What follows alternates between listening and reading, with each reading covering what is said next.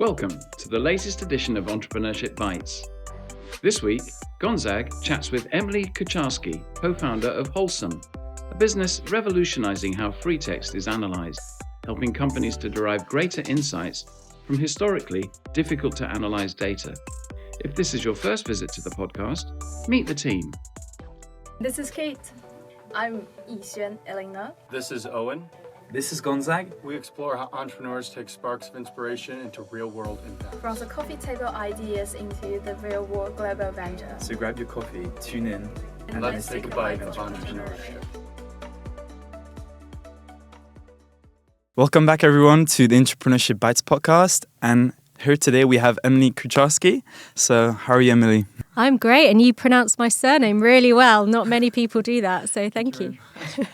You have been in a very long journey with global agencies, and now you're doing a startup with your husband, actually. And you're basically turning messy data into very qualitative, structured information. How did you do that? How did you come up with that idea? Oh, well, it has definitely been a journey. So both my co-founder and I, our interest in this began actually in both our very different careers. So my career, as you said, was in global advertising agencies. I saw firsthand the importance of collecting qualitative data for getting to the heart of audience experiences, but also that it was really slow, expensive, difficult to analyse at scale. My co-founder and husband is a professor of epidemiology, so he has carried out large-scale analysis of human behaviour, and he has also seen that problem on the kind of health side. But the reason we started Wholesum was actually because this became a real hair-on-fire problem for us as entrepreneurs. We started our entrepreneur journey back in 2023 when we were frustrated parents. We wanted better insights. We saw a lot of parents were comparing themselves to small other groups of parents and other children and feeling not good enough, wondering if their kid was normal. And we decided to crowdsource data from a much larger group of parents and then serve it back as representative insights to a broader community of parents. And quickly we realised that not asking open-ended questions, asking free text questions, was missing out on a lot of the nuance, the richness, the juicy stories. And actually we had users writing in asking if they could expand on their multiple choice answers. So we started asking more open-ended questions, but we realised how bad AI is at analysing this data on its own. So AI has been amazing in revolutionising qualitative analysis in the sense that it's so good at understanding language, but it hallucinates and it miscounts and it's not auditable. If you put data in twice, you'll get completely different results and it doesn't scale. So the more data you put in, the worse the performance. And that is when we started building a better data science pipeline using my co-founder's core skill set as a statistician. He's experienced in statistical inference and machine learning. And we built this pipeline that could handle this data with integrity. And like you say, human data, like we like to call it, can come in many forms as well. So survey data is one, but interview transcripts, social media comments, search data, customer reviews, this data is all around us and makes up a huge proportion of the 80 to 90% of business data that is unstructured. But it's been historically so difficult to analyse. And we realised that this was a problem, obviously a very far-reaching problem that our product could help solve at a broader level and have bigger impact outside our parenting community. So that's how Wholesum was born. Wow, I love this. It's always, from the frustration that comes every, actually, this is something I could work on. And like for me as well, like all these problems we're testing as well in our cohort, it's very interesting how this journey came up to this. And so if you had to describe your journey in one word, what would be that word?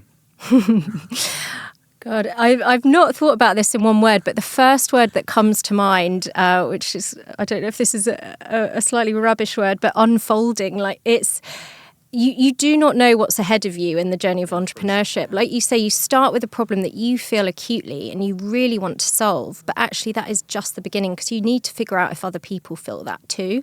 And our journey has unfolded into phases that we just had no idea were going to come next. So with Wholesum, when we realised that we had this data science pipeline that could be useful, we started going out and talking to people, organisations of all sorts of different sizes.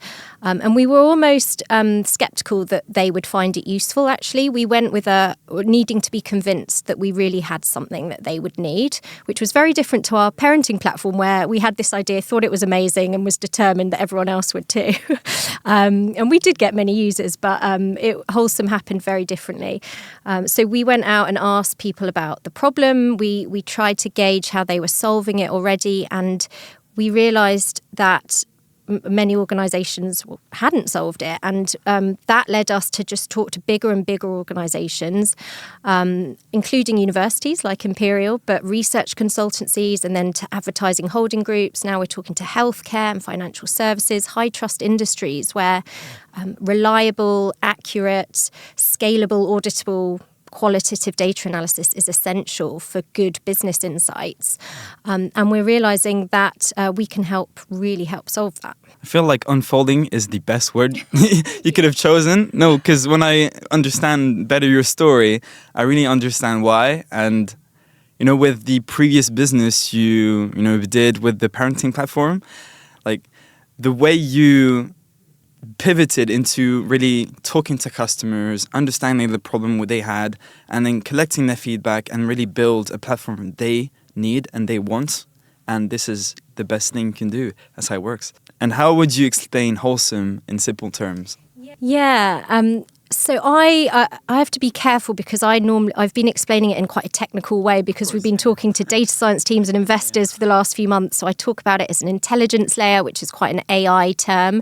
An intelligence layer means something that uses, in our case, large language models and AI, but alongside other methods to make it more intelligent. So we use natural language processing and machine learning and statistical models.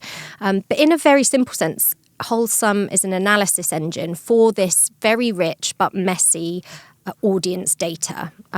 So like I said, that comes in many forms, and we're still discovering use cases.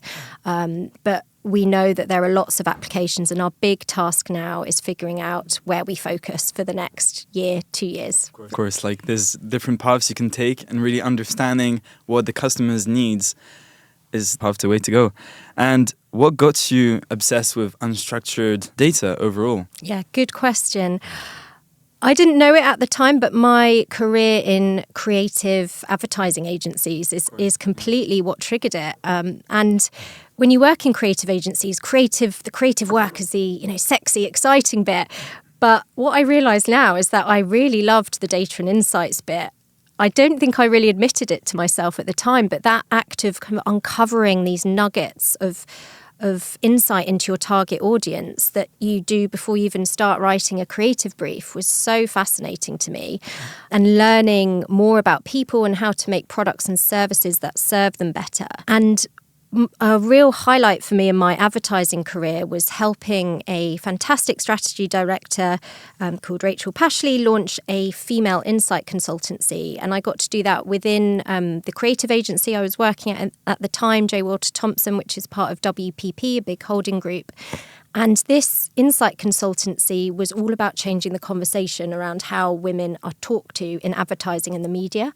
And it's got a bit better recently, but historically women were often put into two boxes. One was the busy working mum, two was the sex object. And what Female Tribes, this insight consultancy, did was conduct much more nuanced, in-depth research around what women want, how they behave, and we created much deeper kind of personas of women that we could then talk to within communications.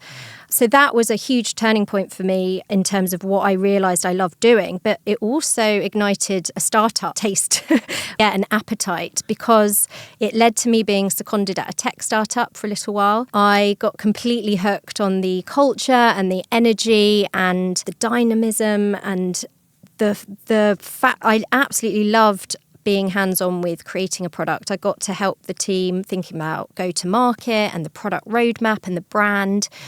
It also gave me a real reality hit into startup life because within a few months they'd run out of funding and folded. But it didn't put me off. The appetite was still there. And I realise now that laid the groundwork for when I had this idea for the parenting app that pushed me into entrepreneurialism. Wow, what a journey. From, the tech company into the global agencies. You worked with the creative agency with Rachel and then to the tech startup. That's interesting. Yeah. It makes sense when you look back. Doesn't make sense at the time where you're going. And did you always imagine founding like a tech startup? No. And do you know what? What's lovely is 3 years ago, I was coming back from maternity leave and I was made redundant at the advertising agency I was at the time. It was a real low point. LLMs and large language models weren't really a thing yet. I didn't know what I wanted to do next, but I knew I didn't want to stay in advertising. I wanted to go into a startup, and I actually started looking for startup jobs. A lot of those by nature were tech focused. I think because I'd had this taster of tech startup life from the startup I was seconded at. They were building a social media app for women. I had that in my head that that's something I would like to do. But it was only after having the idea that I sort of found myself going into a tech startup. But actually, I've just remembered actually another kind of formative thing that I didn't know at the time was on maternity leave before being made redundant, I taught myself to code. And again, feeling frustration at particularly around something to do with breastfeeding. So I was a new mum. I could see all these women giving up breastfeeding because they wanted a drink of alcohol and they thought they couldn't. And I was one of them. And then I saw the data around it. I saw the science around it. And I thought, this is crazy. People don't know what the scientific facts are. Like there just isn't very much alcohol that gets into breast milk. Anyway, I taught myself to code. I built a web app about it and it went viral. It got influencer pickup. It got listed on a big national charity in the UK, NCT, who do child kind of preparation classes. So that seeded in my mind that I was able to build a tech product, I suppose. That was a real turning point. I didn't know that would lead to me building a tech startup, but it was certainly the first step. So that when I had the idea for the parenting app, I could do that. When we implemented AI within our parenting app, I realised I could then create a tech startup that was AI native. So I guess, again, it's gradual, it's unfolding. I think the moment you start to build something and it like you see like live, you're like, wow, I really built something. And that for me as well, and for you too, I think really boosts you into building something even bigger, into like a tech startup in your case. So totally. And that is it's cliche advice, but you should really get out there and just build something that isn't perfect, because that is the quickest way to figure out if you can build something useful. But it's also the biggest motivator, like seeing people use something you've built, even if it's scrappy and simple, like my breastfeeding app is amazing, and it will propel you forward to the next thing that's bigger. What were the tools you used to build this app, for example? Oh, my first app, my breastfeeding app, was literally just a little bit of JavaScript and HTML. I then did a back-end developer qualification in Python. Again, I self-taught myself. I just really got the bug for really wanting to understand how to build these products. And so how did you test the concept? Did you just give it to people and say, try this? What strategy did you use? Yeah, with Wholesum, it was organic, and we took the time to talk to people. We went to organisations with really asking for their advice, their perspective. Is this product useful? Can you please tell me more about the problem that you have with qualitative data analysis? And most of the time on those customer discovery calls, it ended with them being interested in a pilot. And because we have, we've got very low running costs, it's very easy for us to do free pilots. So we started rolling those out, and very quickly we got conversions into paying customers as well. But yeah, we still say the best way to get a feel for this product is try it. Give us some data you're familiar with, that you've been through the painful process of using AI to analyse it or doing it manually. Let Wholesum do it and see the additional depth you will get in analysis and how quick and easy it is. Wow, that's wonderful. And what really signaled traction for you? Was it the client feedback? Was it, the accuracy, or was it the demand? Yeah, I mean, client feedback was so essential. One of the biggest compliments we've had on Wholesum was really experienced qualitative analysts, so people that are really used to getting into raw audience text data and analysing it themselves, giving us the feedback that even with more time, them doing it manually, they would not have got to the same place. They would not have got to the same clarity and depth of insights had they done it themselves, which is the biggest compliment you can get.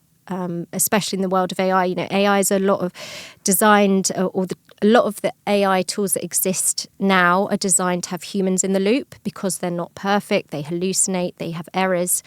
So being told by someone so skilled that they didn't need to be involved and they were super pleased with the output, that's brilliant. And that's a huge validation for us. We know we can scale it if we get that sort of feedback early on. But also, money is a really, really important indicator. And it doesn't matter how much money, but someone wanting to pay for your product and is incredibly important, I would say, early on. For them, the free pilot was really to test it, understand the product, and see if they were willing to pay the product. And you saw that people were willing to pay, and that's where you're like, wow, exactly, we can scale yeah. this. How did you avoid these hallucinations? Yeah, so I'll have to try not to get too technical, but we essentially use large language models in a really constrained way for what they're good at, which is finding links between language, really understanding what people mean when they write and talk in the case of transcripts.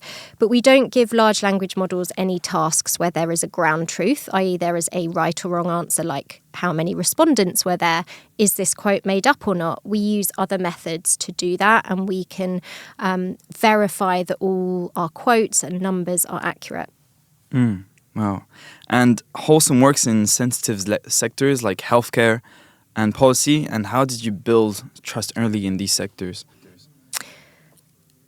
One thing I think that helps is my co-founder and I's background and the skills we bring. So my co-founder is in the top 0.1% of cited researchers worldwide. He's got a mainstream media profile. He's a best-selling author and does regular talks on data and AI. So that really helps, that credibility.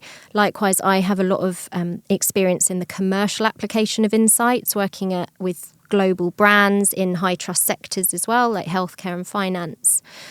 But also, I think it's just proof in the product. Again, like we've talked about, doing those pilots, letting people see the outputs and the kind of reference files that allow them to audit the outputs as well, wins a lot of credibility. Yeah, of course. Yeah, when you have a co-founder that has a very high profile in data, science, AI, all these sectors, of course, people are going to be very attracted to what you're building. So going back on the ideation stage and the spark. So how did your marketing background help you spot that gap where no one even thought of building into this? Yeah, I think it was more that I understood the problem, having done so much on the market research and customer and consumer insights side of things. But it was also my network that allowed me to test that. So I went back out to old colleagues at top research agencies and big advertising holding groups, media agencies. Yeah, so it was more kind of starting with that problem and my knowledge of how that sort of data is used and how the insights are used. So I knew the type of work that big organisations do and spend huge amounts of money on to understand their audiences and their whether they're customers, consumers, employees, patients. I was aware of that because I did a lot of that market research and customer insights work at big agencies. So I could go back and validate that that was useful and our product was applicable to those use cases. And you've called qualitative data the most human kind of intelligence. And what did the earliest concept notes for Wholesum look like when you started? We, again, it's unfolded. The architecture. Yeah. But I think we started, in terms of our vision, you mean? Yeah, of course. We started, I think, smaller. We thought, maybe we've got a tool that, small businesses and charities will find useful. And then we realised, as we spoke to more and more customers and bigger organisations, that this problem just had not been solved at the highest level. Organisations that are spending hundreds of millions on internal AI tools were still, hadn't cracked it for data analysis. So our vision has again unfolded. It's a theme, this word. It's evolved over the years, and we're now in a place where, what we would love to do is transform how organisations collect data in the first place, how they design studies, because historically, data collection and research has been designed around what's easy to analyse, which is crazy when you think how much money is spent on it. And we are determined to shift that mindset. We think people should collect the data they need and want, and what is going to provide the richest insights. And there should be analysis tools that can deal with that. And that is what we're aiming to do with Wholesum. And right now, AI tools are not the best in these areas because they hallucinate a lot, and this tool, Wholesum, is the best, I would say. Thank you. But it's true. It's kind of we're at a really exciting place because AI adoption is very high. I have not spoken to one single organisation dealing with this data where I have to explain what AI tools are good at and what they're not good at. But disillusionment is really high as well. The productivity that was promised by AI tools in the last year has not been delivered. In fact, some of them making organisations less productive. So there is a real opening for tools that are safe by design. Of course, yeah. And also in organisations, there's a lot of shadow AI as well, where people basically just use ChatGPT or other LLMs to do their work, basically, and leak data. Where can Wholesum be a private AI tool, or? Yeah, so we use, at the moment we're using Gemini actually. We're finding Gemini is the best LLM for the task that we're doing. We have used GPT, but we always use the enterprise API. So there is no training on the data. Data is not stored. It is encrypted. We will look at even more kind of secure solutions as we evolve, like on-premise deployment as well. But yes, you're right. It's a big issue because in a lot of organizations, like Samsung the other day, I think it was a year ago actually, a lot of their data got leaked because an employee used ChatGPT to do their work. So it's very, very important to solve that problem as well. So going on the execution and building while scaling. So when did Wholesum actually become a full company? Around the beginning of the year. So technically we're the same company as our Parenting Insights app. We pivoted. But at this time last year, I was lying awake at night brainstorming names. I knew that there was something in Wholesum. We'd conducted our first few pilots. We had a first paying customer, but I didn't have it as a fully formed entity yet. And actually, we were just deciding to wrap up the parenting side of things. So I had to let go of that before I could give myself in full to the Wholesum and the new venture. So it's been going about a year. It started with a name. Like I wanted that validation, the pilots behind us before we officially pivoted, because I wanted to have that proof that what we were doing was useful. And then after that, it was all about pilots. And we are now just in the process of closing our first funding round. So that began... Congratulations. Thank you. Conversations began in the summer around that. Yeah. We also won a deep tech grant actually in the summer, which again was brilliant validation that what we were building in terms of proof. But yeah, the technology, the innovation was really different to what's out there and traditional approaches to solving this problem. Wow. It really struck me when you said, it was hard for you to, leave the parenting app behind, because that's, an entrepreneurial journey as well. What entrepreneurs really have to love the problem, but also have to take into account that they need to let go of, ideas they had, and they can't stick to it sometimes because there's no need in the market, or, it's not a really scalable problem. So it's a really hard thing to do. It is. Fortunately for us, from the outside, it looks like quite a leap. We were a parenting app. We're now a deep tech AI software startup. But actually, behind the scenes, it was a completely natural evolution. But there was a loss of ego. There was a sense of failure. What you do discover, though, as an entrepreneur is that when you find your next thing, all of that, failure or the closing off of something that you hoped would be bigger is actually really important to your next thing. And that has been apparent in client conversations. Some of our early customers on Wholesum were people or organisations we met for our parenting app. Likewise, investors that have come on board for Wholesum were investors we actually met doing our parenting insight platform. And that has only given us credibility and respect, having seen a bigger opportunity and pivoted. Of course. And I feel like also a lesson entrepreneurs might also take into account is failures are a really big thing, because it's very important, because with failures you basically learn so much from it, and people value that a lot, and when you build a startup and everything. So completely, don't be afraid of failure. And my co-founder and husband really taught me that, actually. I spent my career in advertising being quite scared of failure. I wanted to be perfect all the time, and you can't do that in a startup. Whereas my co-founders, as a published author, he's a TED speaker, but to get there, he's had to fail loads. And the nature of being an academic and a professor actually means that he's applied for so much funding that he hasn't gotten, but he's also succeeded in that. So he's really helped me build resilience and almost an appreciation for failure. It's also, when you fail, you learn what you should not do and what you should do instead. So that's really important. You learn very quickly with failure.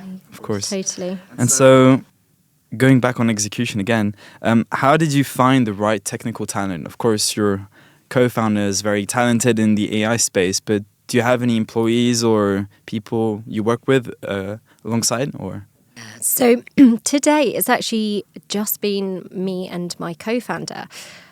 We've managed to bootstrap to this point.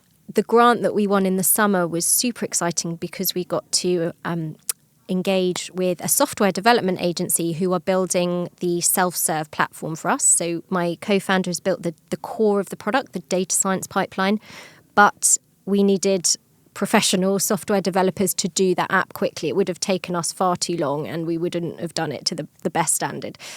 And they've been wonderful to work with, but we're now in the fortunate position that we're able to employ people as well. So we are currently employing or recruiting a founding engineer and an applied scientist. So we're doubling our team from 2 to 4, which is super exciting.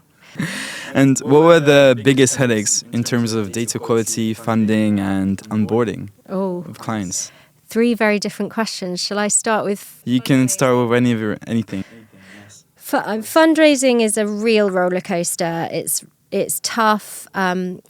It's kind of exciting in the time we are in terms of being an AI startup, because there's a lot of money going into AI, and especially now, given the disillusionment with AI models on their own and LLM wrappers, something like what we're doing, a real kind of innovative, safe by design architecture. But you've got to have so much resilience with fundraising. I think my biggest learning as well is that it takes time. You hear a lot of stories saying, I closed my round in 3 weeks. I just don't believe that. I think they've spent months building relationships. And that's what we did eventually. We ultimately did. We have built relationships over the last 2.5 years or so to get us to where we are today. In terms of client onboarding, it's just speed. As a startup, you want to move really quickly. We've got the product. We can be so agile, move now, but corporate structures, etc., other priorities, pushing that through just always takes longer than you want.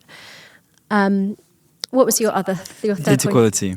Oh, data quality as in the input to give quality output. Yeah, this is It's one. different, yeah. Yeah. So we don't collect data, but it is a challenge. So what we're finding is some of the AI transcript tools, for example, are just way worse than others. And if you put rubbish data in, obviously it's going to be very hard to get quality outputs out. But generally, what our tool allows for is because we're using LLMs for what they're really good at, which is finding the semantic, kind of the conceptual links in language, we can pull out what's really useful in responses and what's not so useful. I really liked your response in terms of, the onboarding, and people say, oh, but speed is, the biggest thing, but it is, and it's so important, and it's the superpowers of startups, really, because corporates, they have to talk to managers, directors, it's a mess. I mean, that said, I think this is again the sign, a kind of good signal that what you're building has legs, is that in some ways I was surprised that it moved quicker than I thought it would in some places. Like organizations were much quicker to share their data than I thought they would. This is anonymized data. We don't need personal information, which makes it simpler. But that just showed us that, okay, there is a problem here. Organizations are sitting on this really valuable data and they can't analyze it deeply or quickly enough. And also communication, because, in these organizations, there's so much, different roles, people, and structures. The structure is so big that, really analyzing all this data, cramp all around, it's very complicated. So yeah, and they must value your products. Yeah, that's a really key thing about selling, is knowing who you're selling to, because you have users and you have buyers. For example, in our case, our buyers tend to be data science teams or strategic leaders, but the ultimate buyers are going to be more technical, the technical teams implementing our API. Of course. So that is, yeah. And how do you balance transparency with, IP protection? Good question. So as a deep tech startup, it's a really fine balance between letting people understand why your technology is different and better than other solutions on the market and protecting your IP. We have worked, this has been several months' work, I guess, refining our story around that, and also not getting too super technical. But I think generally kind of showing simple diagrams about how more standard AI tools work, how large language wrappers work, for example, large language model wrappers work, for example, and then showing the sort of architecture of ours helps understanding of how we're using different methods alongside AI.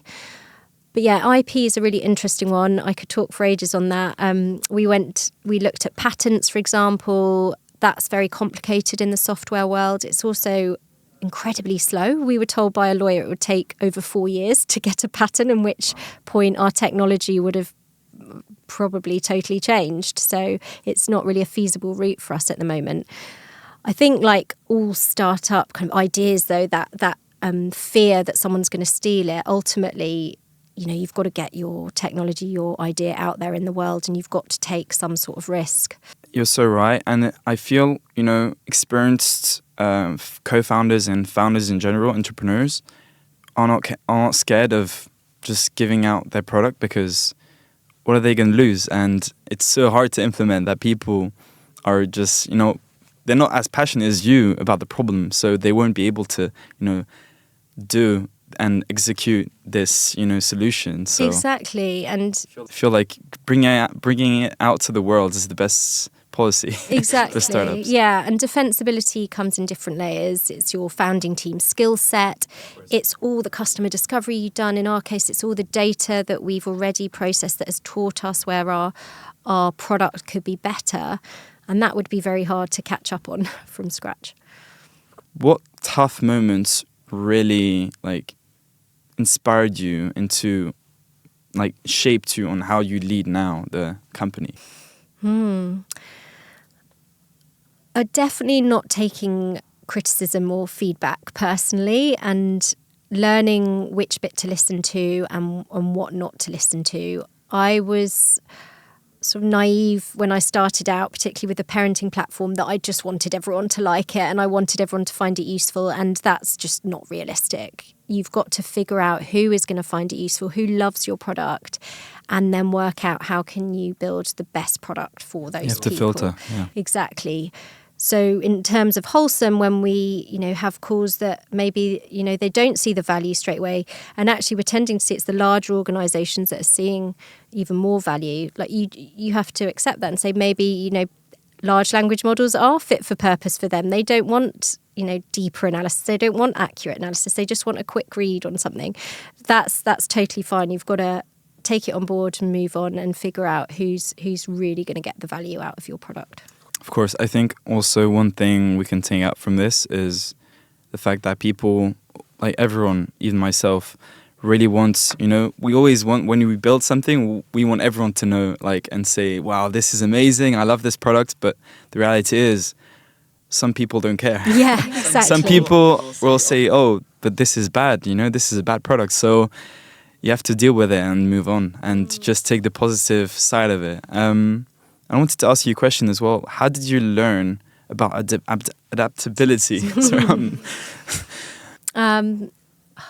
terms of, I guess, you're forced into being adaptable as an entrepreneur, but maybe that's the ultimate test for entrepreneurs. It's the ones that learn adaptability and the ones that find it harder. Like we were talking about, you need to learn when to let go when you see a bigger opportunity. So adaptability for me is a skill that has grown over the last nearly 3 years of being an entrepreneur, and I will continue to grow it.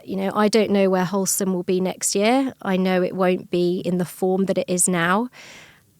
And I think that's really humbling, and it's something you can only learn by going on that journey. Like when I look back to last year where we didn't have a name. I didn't know who our target audience were. We weren't sure. We had one use case, which was surveys, and now we're in a very different place. I didn't know that at the time, and you need to kind of trust the journey, trust the process, absolutely, and listen and learn as you go along. Of course. And what mindset shift would you recommend to founders in masters in our cohort? Take the ego out, and like you say, trust the process, put something out in the world, and try not to assume it's the best thing in the world. Try and learn from people and figure out, is this really useful? Okay, if there's early signals, it is not going to be perfect. You're not going to solve everything, but if there are early signals, it's worth pursuing and figuring out if you can make it bigger. Take that traction and learn from it. Yeah, of course. And how do you stay clear when everything seems so important at the same time? Because I feel like, when you're in a startup and you're only two, it's very complicated to do everything at once, because this is important. How do you focus on just one thing, do that one thing first, and then do the other one? Do you do that way, or? Gosh, totally relate to that. We learnt the hard way. With Wish I'd Known, the parenting app we built. We tried to build all these new features every week, and it was way too much. My co-founder nearly burnt out. He was doing it around his full-time professor role. You have to be really brutal in terms of what is going to move the dial. Is it going to move the dial on your product quality? Is it going to get you more customers? Is it going to get you more awareness? If it's not, it's got to wait. And we're really taking that mindset with our self-serve MVP. We're launching it next month. It's the app we've developed with our software development agency, and it's going to be a simple app at first. It's going to do one thing really well, which is find emerging themes from qualitative data in an accurate way.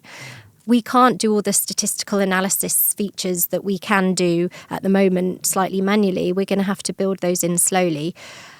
And that's, something I've come to learn and accept. Of course. And I feel like you touched about this point as well. It's about the features. When you build an app, when you build a product, I feel most of us are very, focused on the features more than the actual functioning of the app. So I feel like, as you just told me, focusing on the actual brain of the app, what it actually does, other than, this button up there or this aesthetic, nobody cares about that. Like, people just want to use the app, the actual function of the app, not like the pretty stuff. No. So yeah. It's very important to differentiate it from everything else. Totally. And I've seen that twice now. So wish I'd known our parenting app was not particularly pretty. But it did what parents wanted. It took data, it gave community insights in a digestible way. It was really clunky to log on. Like, bless the users that spent, would get logged off, or like their data would get cleared and they had to re-enter it again. But they did it because they found it useful. Obviously, you want to remove that friction as soon as possible, but that is not what it will not stop people coming back if what you're doing is genuinely useful. Likewise with Wholesum, we have a back-end data science pipeline at the moment. People manually send us their data, which is a bit, clunky. There's resistance. They have to wait for us to then run it through our pipeline, send it back as attachments on an email, the outputs. But they do it because it's still way quicker, easier, and better than what they could do otherwise. And that's when you know that you've got a product and there's lots of potential. Of course, 100%. Yeah, of course. When people are waiting for the product to actually work and waiting for all the process, then it's a very big, sign that the actual product is very important for people and it's, scalable. Yes. So I wanted to ask, what's next for Wholesum at the moment? New sectors, new partnerships or features? Yeah, lots on the cards for Wholesum. Really exciting turning point for us. We're closing our pre-seed round. We are recruiting our first 2 team members. And with that, we will be looking to start rolling out enterprise pilots. So we're going to build out our API product. We're looking to run pilots with high trust industries, for example, healthcare, financial services, could be public sector, defense, anything where really accurate, in-depth, real-time audience understanding using kind of this messy but rich text data is critical for decision making. So if you know any organisations, that's where we're going. But also in the meantime, continuing to work with smaller organisations, universities, research consultancies to help them make better use of this data. Of course. And what would be one key advice that you would give people that are listening to this podcast? Buckle in, prepare for a real roller coaster ride. You will have massive highs, you'll have massive lows. Failing at one thing doesn't mean you're going to fail again. It might mean, it might be exactly what you need to succeed the next time. So build that resilience, get ready to listen, get ready to learn and enjoy it. Thank you very much. And where can people follow your journey? Follow me on LinkedIn. That's where I'm most active at the moment. Emily, you can say my surname again. Kucharski. Kucharski, well done. We have our website, but please do get in touch if you'd like to connect or even try out our tool. Emily, this has been a pleasure, and it's been lovely to understand how you've turns frustration into a company that really turns interviews and surveys, all this data into qualitative data, proper information that people can manipulate and use afterwards. Thank you very much. Yeah, keep building, keep testing, guys. And every big startup begins, at something very small, and that's how it begins. Fail fast and succeed fast. Thank you very much. Thank you.